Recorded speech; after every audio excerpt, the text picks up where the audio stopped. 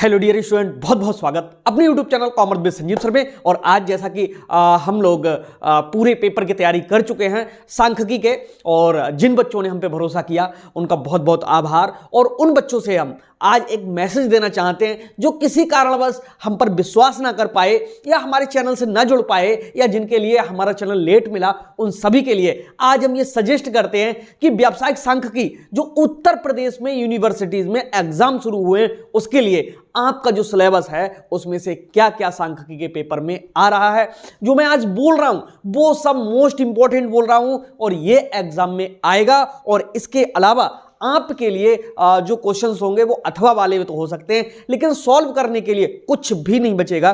तो आइए समझाते हैं कि भाई आपको क्या क्या सॉल्व करना है। ओके, तो मैं आपको समझाऊं कि जब हम बात करते हैं व्यावसायिक सांख्यिकी की, जिसको बिजनेस स्टैटिस्टिक्स कहते हैं, उसमें पहले नंबर पे आपने हमारा इंपॉर्टेंट भी देखा होगा।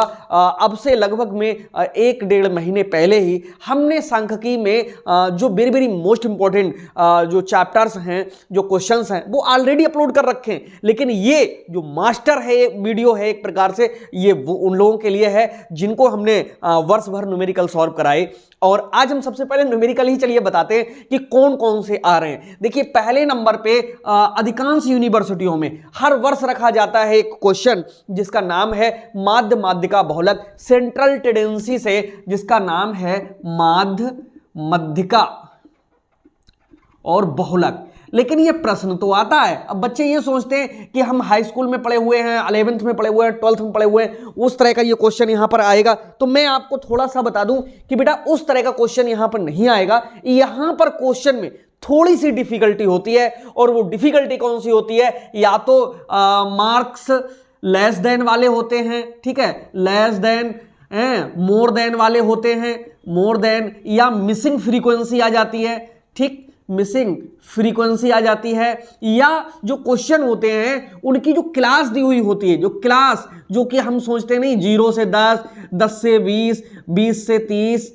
30 से 40, 40 से 50, ये इस तरह की सिंपल आएगी। ये सिंपल नहीं होती है, बस इसमें थोड़ा सा दिमाग लगाना होता है। एक दो क्वेश्चन जो इस सीरीज के आए हैं मोस्टली यूनिवर्सिटियों में पिछले भी, और मैंने तो ये हालांकि सारे क्वेश्चन इस कैटेगरी के पढ़ा दिए हैं बच्चों को, तो परेशानी नहीं होगी। लेकिन इसमें ध्यान से आप देखना कि आपके लिए जो माध्य माध्यिका बहुलक निकालना है, एक्स निकालने में किसी प्रकार का कोई भी तरीका हो सकता है, कम से कम 7-8 तरीके हैं। इसीलिए मैं कहता था कि बेटा एक मेरे यहां मत पढ़िए, कहीं पर भी पढ़िए, एक टीचर की हेल्प जरूर ले लीजिए। क्योंकि अगर बीकॉम में आपने अगर टीचर की हेल्प नहीं ली तो समझ लीजिएगा कि कहीं ना कहीं मार्किंग में थोड़ी गिरावट हो सकती है। लेकिन अब काफी टाइम बीत चुका है। जो नए बैचेस हैं या जिनके अभी 1 महीने या 15 दिन एग्जाम को हैं, तो वो बहुत सारे लोग अभी ज्वाइन भी कर रहे हैं। लेकिन वही चीज है कि इतना कम टाइम है, हालांकि जो रिकॉर्डेड हैं क्लासेस उनके माध्यम से वो पूरा तो कर रहे हैं, लेकिन मजा तब आता है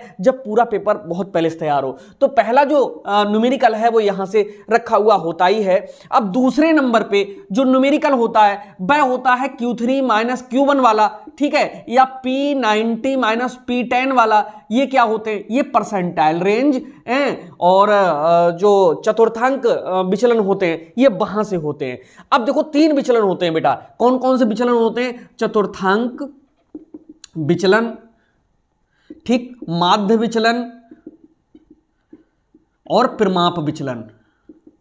इन 3 विचलन में से एक विचलन 100% न्यूमेरिकल में रखा हुआ मिलता है, हर बार मिलता है, और इस बार भी मिलेगा, ठीक है। सबसे ज्यादा चांसेस किसके होते हैं? सबसे ज्यादा चांसेस होते हैं माध्य विचलन के, और सेकंड नंबर पे चांसेस होते हैं परिमाप विचलन के, ठीक है। ये दोनों बहुत इंपॉर्टेंट है। अगर इन दोनों में से नहीं आता तो फिर आता है यहां से, ठीक। तो ये 3 क्वेश्चन हो गए। चौथी कैटेगरी की जो होती है विषमता की माप होती है, और जो विषमता की माप होती है वो डॉक्टर बाउले की, ठीक, किसकी? डॉक्टर बाउले की जो विषमता की माप है ये ज्यादा इंपॉर्टेंट होती है। डॉक्टर बाउले ने जो विषमता की माप दी है ये होती है। ये मैंने चैनल पे अभी तक नहीं पब्लिक नहीं किया है यूट्यूब पे, ये पेड क्लास में हुआ है, ओके। और बाकी ये भी चैनल पे है, ये भी है, ये भी है और ये भी है, सारी चीजें हैं। 5वें नंबर पे आपको जो तैयार करना है वो तैयार करना है सहसंबंध, सहसंबंध, ठीक, कौन सा? कार्ल पियर्सन विधि का, कार्ल पियर्सन वाला। ठीक, कार्ल पियर्सन का जो फार्मूला होता है, आर से बेटा चिन्हित करते हैं, और इसका जो फार्मूला देखने में बहुत बड़ा होता है। आर बराबर होता है sigma D X D Y into N, minus का चिन्ह सिग्मा डी एक्स, ब्रैकेट बंद, सिग्मा डी वाई, यहाँ पर ये अंडर रूल लगा हुआ होता है, वर्गमूल जिसको हम कहते हैं, sigma D X square into N minus sigma D X का होल स्क्वायर, ब्रैकेट बंद, फिर से start, sigma D Y square into N minus sigma D Y का होल स्क्वायर। ये वाला फार्मूला बहुत सिंपल है, तो मैंने इसके भी न्यूमेरिकल्स काफी कुछ कराए हुए हैं। अब इसके बाद में सहसंबंध की जो दूसरी विधि होती है, मतलब ये तो आता है 90% में, 90% में ये आ जाता है, और 10% में आ जाता है रैंकिंग मेथड। ठीक, रैंकिंग मेथड जिसको हम कहते हैं बेटा कोटि अंतर विधि। जब पेपर दे करके आओ तो संजीव सर का ये वीडियो जरूर देखना और इस पर कमेंट जरूर करना कि संजीव सर ने जो बताया, ठीक, यहीं से तो विश्वास होता है। एक टीचर यहीं पे पास और यहीं पे फेल, नाविक वो नहीं है जो नाव को सीधी धारा में ले जा रहा है। असली नाविक वो है जो प्रतिकूल धारा में, यानी धारा की उल्टी दिशा में बह रहा है। हमने नहीं देखा है कि आप कहां रहते हो, कितना नॉलेज है, कितना क्या है, लेकिन जिस तरह से हमने कंटेंट पढ़ाया, कम से कम नॉलेज वाले बच्चे भी बहुत अच्छा सीख चुके हैं, और जिसने हम पे भरोसा किया है वो डिगेगा नहीं भरोसा उसका, ये विश्वास है। क्योंकि पेपर तो आप आगे दे रहे, हम बहुत सारे जो बैचेस हैं उनको पास आउट करा चुके हैं, तो घबराने की कोई जरूरत नहीं। अब अगला जो नंबर आता है छठे नंबर पे, यहां दिख जाएगा, चलिए छठे इधर दिखा देते हैं। छठे नंबर पे जो आपका आता है वो आता है आपका इंडेक्स नंबर, ठीक, जिसे हम कहते हैं निर्देशांक। तो भैया जो निर्देशांक की बात हो रही है, इसमें सबसे ज्यादा आता है फिशर का सूत्र, फिशर का सूत्र। और जो फिशर का सूत्र है बहुत इंपॉर्टेंट है बेटा, हम इसको दूसरे तरीके से याद कराते हैं, क्योंकि अपनी अपनी ट्रिक होती है। हम याद कराते हैं 10/00, ठीक, ये सुनने में बड़ा अटपटा लगता है, 10/00, 11/01, ठीक, पहले P फिर Q, P Q P Q P Q, बीच में गुणा का चिन्ह, वर्गमूल, और गुणे में 100 है। यहां पर लिख दोगे फिशर का आइडियल इंडेक्स नंबर, ठीक, सूत्र फार्मूला तैयार। अगर इसे याद करोगे P1 Q0 P0 Q0 P1 Q1 P0 Q1, तो समझ लो दिमाग से पता नहीं कहां आया P1, कहां गया Q0, ओके, भूल जाओगे। अंकों से याद करोगे यार, वेरी सिंपल है। किस तरह से याद करो, 10/00, 11/01, सब में भरो P Q P Q P Q P Q, याद हो गया है? किसे याद करना है? तो बहुत सारी ऐसी ट्रिक्स हैं जो तुमको लगता है कि नहीं हम रट लेंगे, हैं, वो इशारे में याद होती हैं। तो इनके अलावा एक आ सकता है अगला क्वेश्चन, न्यूनतम वर्ग रीति, लीस्ट स्क्वायर मेथड, ठीक है, ये भी एक क्वेश्चन इससे आ सकता है। मैंने ये नहीं पढ़ाया, जानबूझ के नहीं पढ़ाया, क्यों, मेरा सारा पढ़ाया हुआ फंसेगा, इसके अथवा में ही लगा हुआ होगा, इससे घबराने की जरूरत नहीं है। ओके, अब चलिए चलते हैं थ्योरी की ओर। तो मैं अक्सर एक बात कहता था कि वो वृक्ष कभी नहीं गिरते तूफानों में जिनकी जड़ मजबूत होती है, और वो छात्र कभी नहीं डरते इम्तिहानों में जिनकी पकड़ मजबूत होती है। अगर आप संजीव सर के चैनल पे हो तो आपको कहीं से भी डरने की जरूरत नहीं है, आप जाइए पेपर देने। जितना मैंने आपको बताया है, जिस बच्चे ने जो नोट्स वगैरह लिए हैं उसमें वही सारा मैटर है जो एग्जाम में आने वाला है। ओके, और जो बच्चे किसी और जगह से हेल्प लिए हुए हैं तो वो घबराएं नहीं, आपके टीचर्स ने आपके लिए जो भी दिया होगा, वेस्ट दिया होगा, उन पर अपना भरोसा रखें, है नहीं। हर टीचर अपना अपना नॉलेज रखता है, अपना अनुभव रखता है। अब थ्योरी में अगर बात करेंगे तो भैया जरूर पढ़ के जाओ सांख्यिकी का अर्थ, विशेषताएं। एक परिभाषा भी याद करके जाना, एक परिभाषा बेटा जरूर आ रहा है, बच नहीं सकता ये, ठीक, परिभाषा, विशेषताएं, ओके, और कार्य। मतलब जो हमने आपको इंपॉर्टेंट दिया है, ये इंपॉर्टेंट का भी बड़ा इंपॉर्टेंट है। ओके, तो सांख्यिकी का अर्थ, परिभाषा, विशेषताएं व कार्य, ठीक है, ये तैयार करोगे। इसके बाद में जरूर आपको आएगा समंक का अर्थ व प्रकार एवं अंतर, ठीक, ये एक मोटा मोटा सा आइटम है जो आपको तैयार कर लेना है, ठीक है। चलिए आगे, सांख्यिकी विधियां, ठीक, और सांख्यिकी विधियां के साथ में सांख्यिकी